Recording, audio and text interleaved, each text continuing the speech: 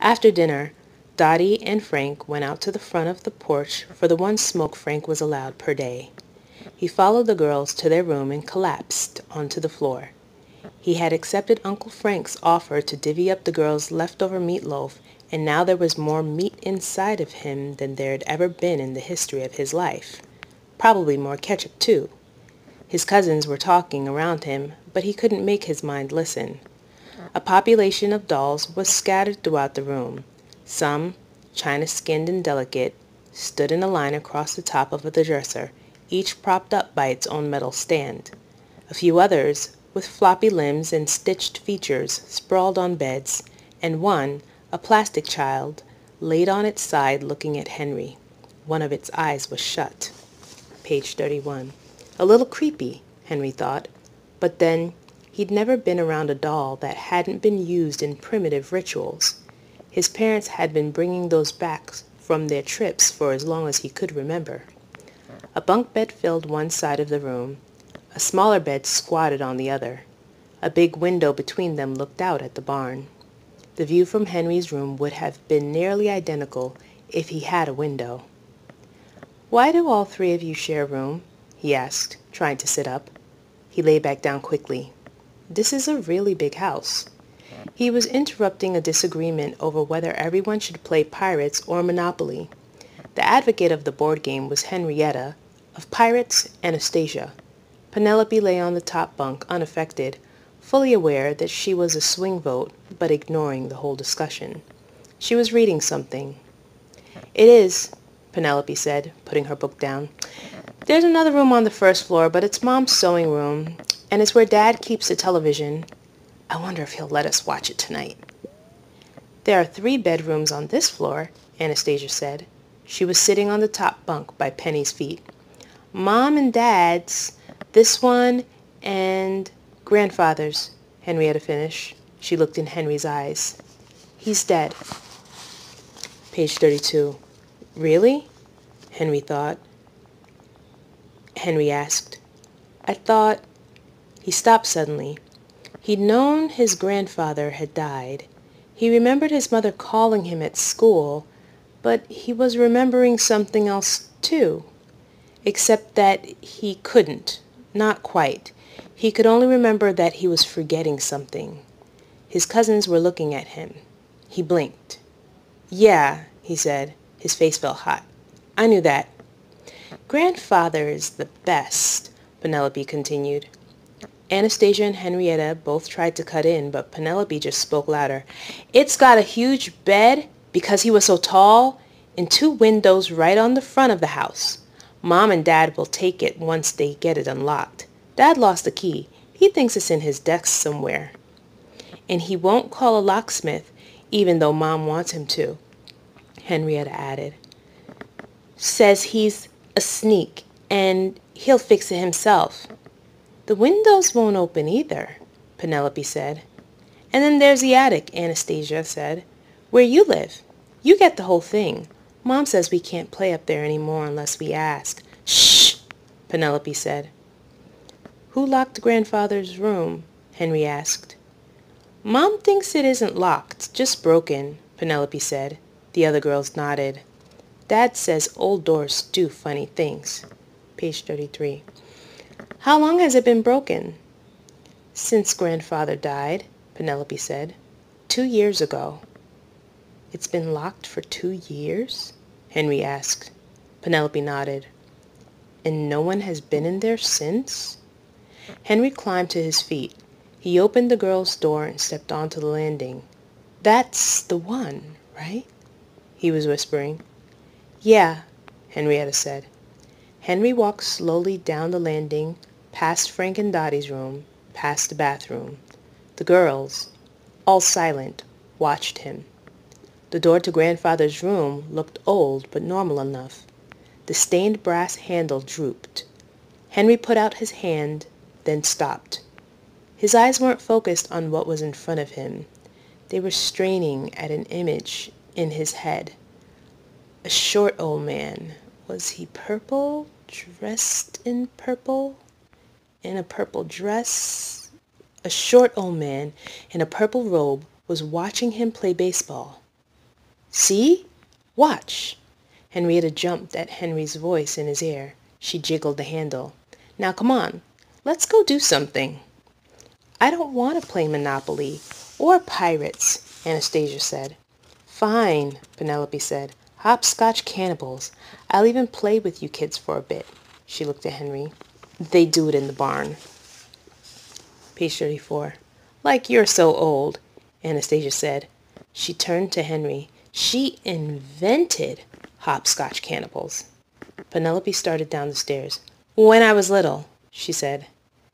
Were you little last summer? Henrietta asked.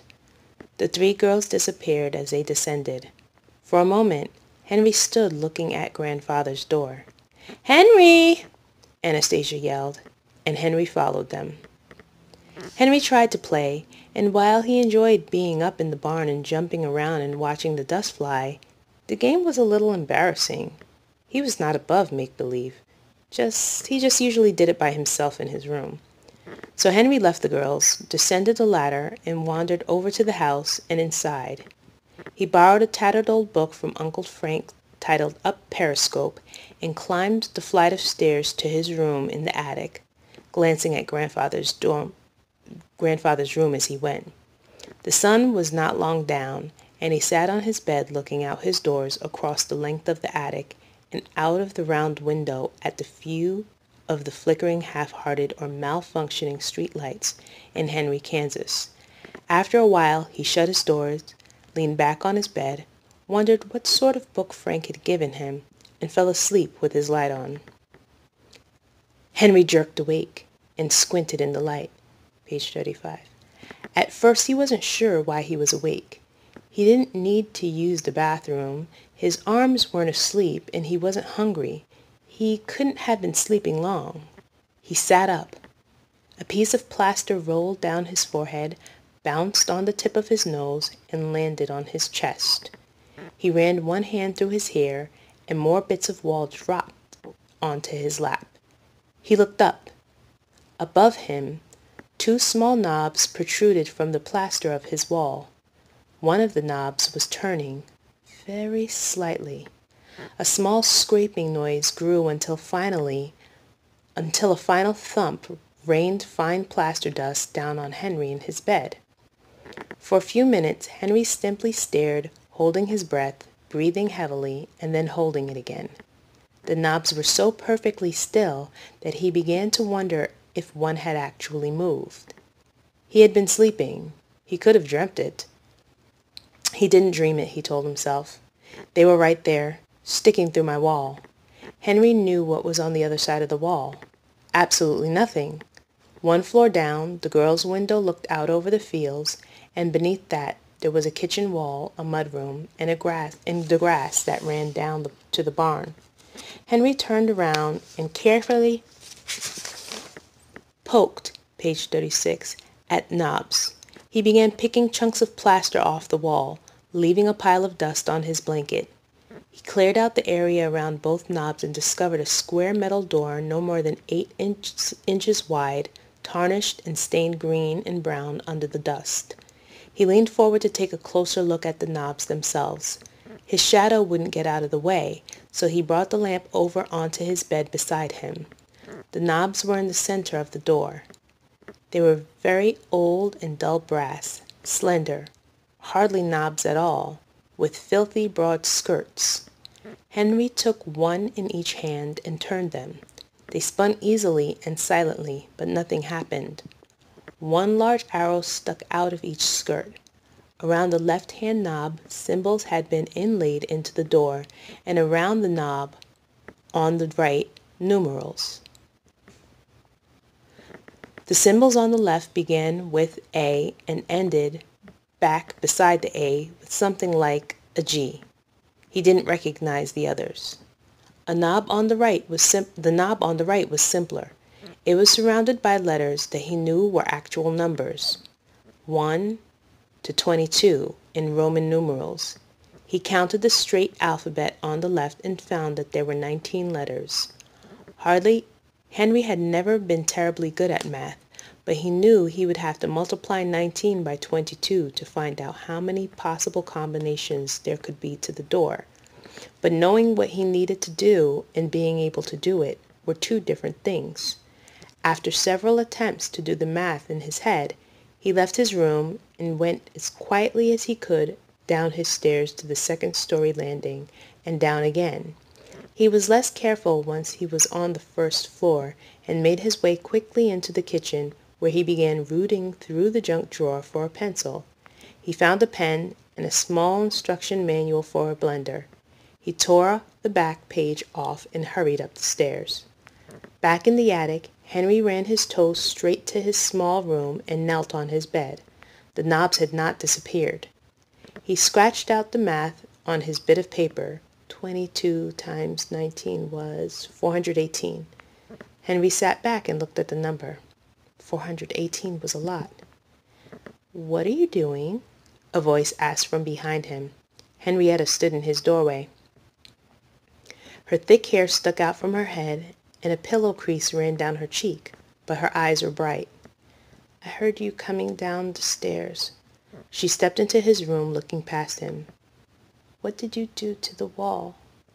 Henry coughed and unswallowed his Adam apple. "I didn't do anything. It just cracked, and I was trying to see what was underneath the plaster." Henry turned to the wall. "I found this little door, and it won't open unless you know the combination, and I, page 38, figured out that there are 418 possible combinations and only one of them will work, and I'm going to try all of them until I get it open." Henrietta knelt on the bed beside him. "What do you think's inside?" she asked. Henry sat quietly for a moment. "I don't know yet," he admitted. "Yes, but what do you think?" Henry searched his mind for anything that could be kept behind small hidden doors. "Somebody's old things, maybe," he said. "Socks or a pair of shoes. Some old fountain pens would be cool."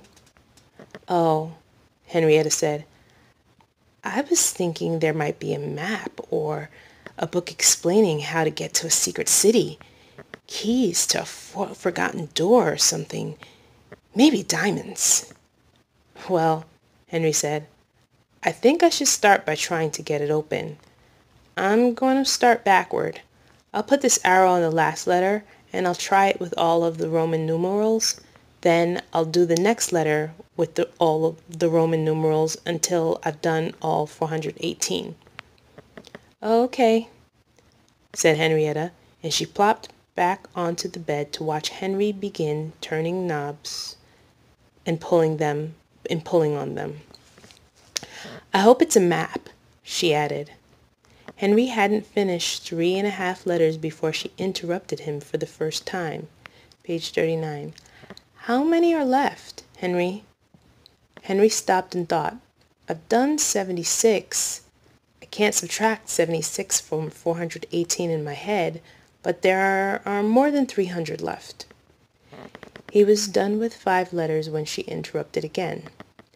"Henry, what are those other marks on the knobs?" "What marks?" he asked. "Those ones," Henrietta said, and she sat up on her knees and licked her thumbs. Henry moved out of her way and watched her rub the knobs clean. The large arrows he had been using stuck out of the knobs. When Henrietta sat back down, Henry could see 3 more arrows on each knob, much smaller and on the surface of the skirts only. They divided the knobs into quarters. "They look like compasses," Henrietta said. "See? The big arrow is how they do north on maps, and then there's south, east, and west. I bet there is a map in there. What else could be behind compass knobs?" Henry didn't answer. He slumped. "What's wrong?" Henrietta asked. Henry flopped all the way back on the bed and clicked his teeth. "We'll never get it open." "We won't? Why not?" she asked. "Stop grinding your teeth. There can't be that many left. There's way more. I don't even know how to find out how many more." Page 40. With 4 pointers on each knob, there could be thousands of combinations. "Oh," she said, "maybe we should go to bed. We can figure it out tomorrow." "Yeah, we should go to bed." He looked at his blanket. "But first I should clean this up." Henrietta stood and stretched. "Just take it downstairs and shake it outside." Henry pulled his blanket up by its 4 corners and slung it over his shoulder like a sack. Then the two of them left his room and crept carefully down the stairs. They reached the girls' room, whispered good night, and Henrietta hurried to her bunk. Henry continued downstairs to the mud room. Stepping outside, he decided to go a little ways away from the house so nobody would see plaster on the lawn. His bare feet were swallowed by the cool grass, but he didn't notice. He was staring up at an enormous sky, heavily dusted with stars. A glaring 2/3 of a moon sat just above the horizon. He made his way down to the barn, went around the side, shook out his blanket, and sat down. Henry had never heard of such a thing as a forgotten door. Back at school, he never would have believed such things existed, but here was different. There was something strange about here.